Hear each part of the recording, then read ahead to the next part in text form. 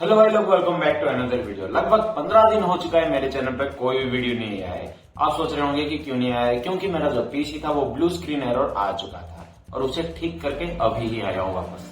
वैसे भी बोरुटो का जो रिसेंट चैप्टर आया है 15 चैप्टर, उसका स्पॉइलर बहुत ही मजा आने वाला है। So let's start the show.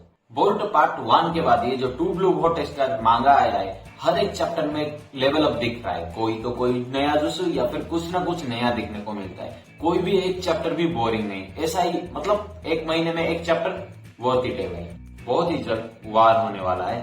Last chapter में शिंकी का जो थ्रोन सोल था उससे एक नया शिंजू क्रिएट होता है, उसका नाम होता है रियू, और उनका पास्ट में जो फाइट हुआ था वहीं से शुरू होता है। ये फाइट सैंड विलेज से है, जहां पर गारा मतलब शिंकी का जो तीनों टीम मेंबर थे वो तीनों और गारा अकेले कहीं पर गए हैं और उनके सामने बहुत सारे क्लोग्रिम्स और मात्सुरी। शायद गारा को पता था, इसलिए इन तीनों को बचाने के लिए सैंड से उन्हें कवर कर देता है, सिर्फ फेस ही छोड़ता है और अकेला ही मात्सुरी और पूरे क्लोग्रिम से लड़ता है। शायद वो 5 ग्रेड निंजा वार का सीन याद कर लिया होगा, रिनेगान को देख के ही इन्हें बचाने की सोचा होगा भाई। गारा उन तीनों को शिंकी के टीम को बता देंगे, मैं अपना फ्यूचर मतलब गांव का फ्यूचर तुम पर छोड़ के और जितना सैंड था तुम पर छोड़ के चला जाता हूँ। मतलब गारा खुद को सेक्रीफाइस करने वाला। एक्चुअली गारा पर एक क्लोग्रिम अटैक करने वाला था, जैसे वो डिवोर कर रहा है ना सबको, वैसे ही डिवोर करने वाला था। पर शिंकी का एक हाथ मिट्टी से तो नहीं, सैंड से निकल जाता है और वहां से वो फ्री हो जाता है और गारा को प्रोटेक्ट कर लेता है अपने आयरन सैंड से। जैसे गारा इनको प्रोटेक्ट किया था, बिल्कुल वैसे ही शिंकी गारा को प्रोटेक्ट कर लेता है, पूरा कवर कर देता है, फेस भी नहीं छोड़ता है और खुद को बलि दे देता है। पर तभी एक क्लोग्रिम अटैक कर देता है शिंकी पे और वो पेड़ बन जाता है। उसके दोनों दोस्त रुकते हैं, एक रोक लेता है दूसरे को। पर शिंकी बोलता है कि कांकुरो को बोल दो गारा ठीक ठाक है, क्योंकि मात्सुरी देखता है कि वो शील्ड टूटता नहीं है कि जब शिंकी बेहोश होने के बाद। इसका मतलब शिंकी के मरने के बाद ही वो शील्ड टूटेगा, तब तक गारा उसके अंदर ही रहेगा। साफ साफ बोले तो यहाँ पर शिंकी और गाना दोनों फंस चुके हैं। शिंकी का ये बलिदान देख के मात्सुरी बहुत खुश हो जाता है और थ्रोन सोल लेके चला जाता है, जो नया मेंबर शिंजू आया है रियू। और ये सब फ्लैशबैक कांकुरो बताता है शिकामारू को। दोनों अपने जगह ये कॉल पे बात करते। शिकामारू पूछता है कांकुरो को कि तुमने कहीं उसके जैसा चक्राही देखा, जो शिंकी के जैसा चक्राही कोई आदमी देखा क्या आसपास? कांकुरो मना कर देता है, पर शिकामारू बोलता है हम इस पे इन्वेस्टिगेट कर रहे हैं, जल्द ही उसके बचाने की कोशिश करेंगे, खास करके गारा को। और शिंकी का तो उसे पता है भाई क्या होने वाला है शिंकी के साथ। शिकामारू सुमिरे और विशारदा को बोलता है वो उन्हीं के रूम में ही था, जो कुछ भी पता है तुम दोनों पहले मुझे बता दो ताकि हम उसका सॉल्यूशन निकाल सके, और कुछ भी छुपाना मत। ये सब जिराय का एक साइंटिफिक ही मेंढक है, वो सब सुन रहा है। फिर शिंजुओं का अड्डा दिखाया जाता है, जहाँ पर जुरा रियू को बताता है कि ये तेरा आइडेंटिटी है, मतलब तेरा नाम रियू है, जिससे आसानी से हम एक दूसरे को पहचान लेंगे और बहुत फायदा होगा आगे जाकर। जैसे शिंकी बहुत एडमायर करता है गारा को, बिल्कुल वैसे ही रियू बहुत एडमायर करता है जुरा को।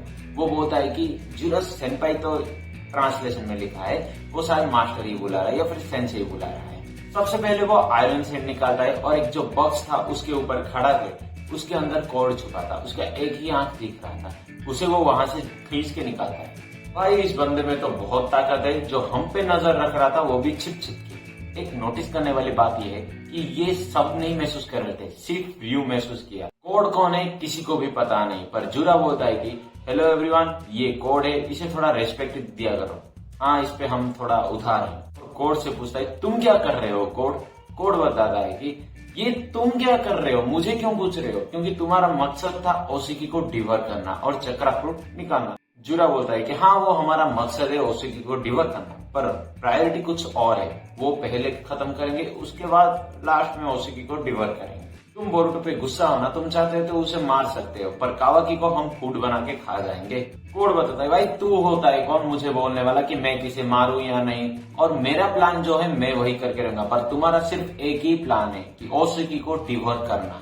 कान खोल के सुन लो, भूल मत जाना कि जो चक्रापुर निकलेगा वो मैं डिवोर करूंगा, क्योंकि उसमें इसी का विल है। पूरा रेस्पॉन्ड करता है कि चक्रापुर जिसमें सबका ताकत है, सबका डीएनए है और सबका मेमोरी भी है, वो मैं डिवोर करना चाहता हूँ, तुम क्यों डिवोर करना चाहते हो? कोड बताता है कि गदरी कर बे तेरी बहन के चोदो, और इसके बाद अपना व्हाइट कर्मा एक्टिव कर लेता है और सीधा जुरा पे अटैक कर देता है। अपने क्लो मार्क के अंदर हाथ डाल देता है, सीधा जुरा के पेट से निकल के उसके गर्दन की ओर बढ़ रहा था, पर जुरा अपने रिनेगान के जरिए उसे काट देता है। जैसे बोरुटो को लेजर सूट किया था, बिल्कुल उसी लेजर से शायद काट देता है। जुरा ये भी बताता है कि मैं तुम्हारा ऋणी हूँ कोड, क्योंकि तुमने हमें बनाया ताकि हम फ्रीली कुछ भी कर सके, कुछ भी किसी को भी मार सके, इसलिए तुम्हें आराम से ये तुम्हारा ऋणी ही बन के रह गया हूँ। इतना बड़ा काम किया है, तेरा रेस्पेक्ट तो करने दे भाई आराम से, इसीलिए तुझे एक मौका दे रहा हूँ। अगर तू बोरुटो और उसके दोस्त है जो किसी को भी पता नहीं वो कौन है, उसे उन दोनों को मार देगा तो तुझे मैं चक्रफ्रूट डिवोर करने दूंगा। क्या सोच रहा है, क्या ये डील करना चाहेगा?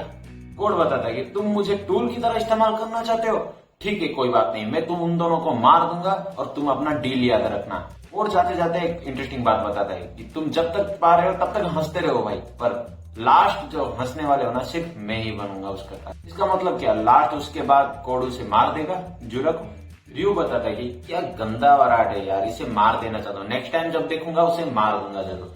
जुरा हाँ बोलता है मार दे, कोई फर्क नहीं पड़ने वाला, पर अभी जो टाइम है तू अपने दिल की बात सुन। तेरे दिल में किसका इमेज आता है, उसे डिवोर करना चाहता है, उसे मारना चाहता है।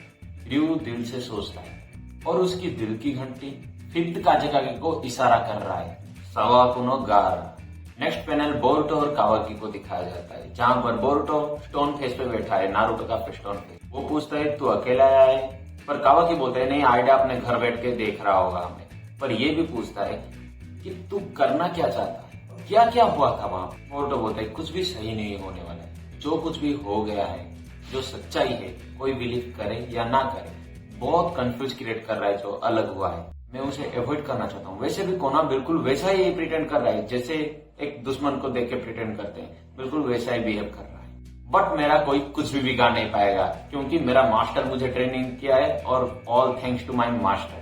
कावाकी पूछता है वो बास्टर्ड मोमोसुकी के साथ क्या हुआ, तूने उसके साथ सेटल नहीं किया है ना, वो अभी भी तेरे कंट्रोल में नहीं है ना?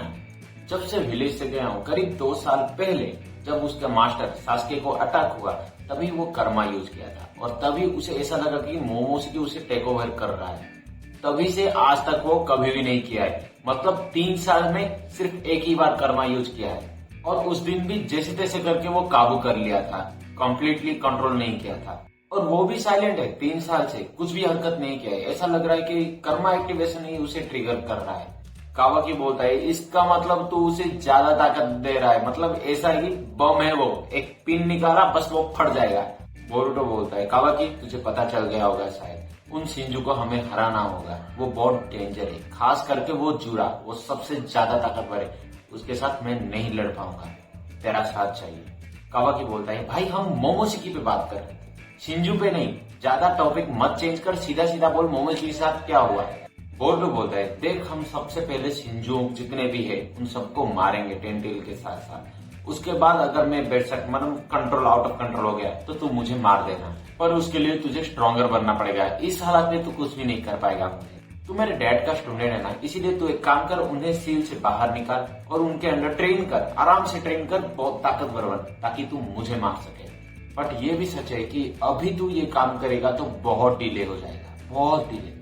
कावाकी अभी मैं जो बोलने वाला हूँ शायद तुझे बहुत जल्दी या फिर बाद में पता ही चल जाएगा, अगर वैसा ही हुआ तो जैसा मैं सोच रहा हूँ। अबे बोलना क्या चाहता है, कावाकी पूछता है, और बोरुटो बढ़ता है जाके आमाडो से पूछ क्या हुआ है, वो तुझ पे एक लिमिट लगा के बैठा है, तू ज्यादा ताकतवर नहीं बन पाएगा, ज्यादा रिकवरी नहीं कर पाएगा, कुछ भी ज्यादा नहीं कर पाएगा, एक लिमिट पे रह जाएगा, वो तुझे कंट्रोल कर रहा है। और ये सब आमाडो अपने घर बैठे टीवी स्क्रीन पे देख रहा है, और उसका स्क्रीन का एंगल देख के पता चल रहा है कि कावाकी जो देख रहा है वो वही स्क्रीन पे देख रहा है। साफ साफ बोले तो कावाकी रोबोट बन चुका है भाई, वो उसकी आंखों के जरिए सब कुछ देख रहा है।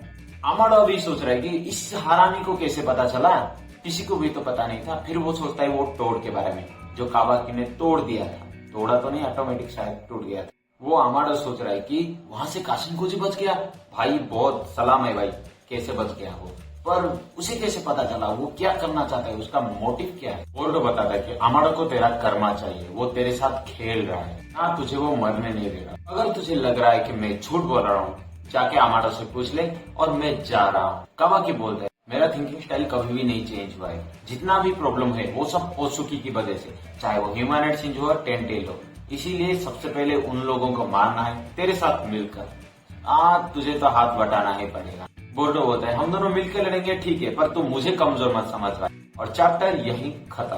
वीडियो को यहीं रोक लेता हूँ, ज्यादा लंबा हो जाएगा क्योंकि इसमें बहुत सारा थ्योरी भी आने वाला है और हिडन डिटेल्स है जो नेक्स्ट वीडियो में आने वाला है। तब तक के लिए आपको चैप्टर कैसा लगा और मेरा वीडियो भी कैसा लगा कमेंट करके बताना। और हाँ, मेरे वीडियो में कुछ गलती भी हो वो भी कमेंट में बता देना। भाई ने बताया था, शुक्रिया उसको, उसे ठीक कर रहा हूँ, ट्राई कर रहा हूँ ठीक करने की और धीरे धीरे डेवलप करूंगा। तब तक के लिए